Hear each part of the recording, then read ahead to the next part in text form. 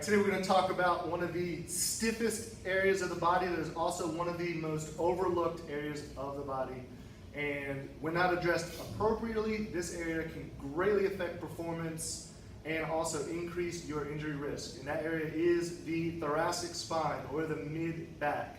It's basically the area right below the neck and shoulders, right above the lumbar spine, the lower back. If this area is stiff, it greatly affects both of those areas. Okay, it's going to also influence how well the hips function and operate. So we're going to go over today 3 different methods to make sure this area is moving well, is mobile, and doing what it needs to do. Because if you're sitting majority of the day, if you're driving, if you're behind a computer, this area most likely is stiff. So here we go. Dr. Greg here is going to go ahead and lie on his side. We're going to go from laziest to most involved, or most intense. So you're going to set yourself up lying on your side, okay? Top leg is going to be bent, knee close to the chest on top of that foam roller. What he's going to do is open up with the top arm only, trying to reach as far around as he can without letting this top leg leave that foam roller. Hold for just a second or 2 and then return back. Now what this is doing is helping to mobilize the middle of his back, which is that thoracic spine area I mentioned. You're going to want to do, at least 10 or so reps per side.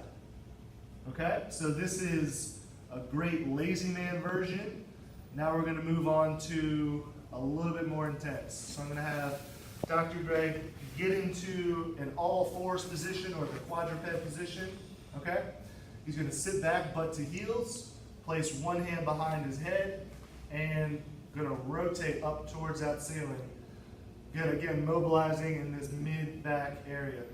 Now, if you compare the two, you're going to probably feel like the first exercise I showed you, you're going to be able to get a little bit farther, or it feels a little bit more intense.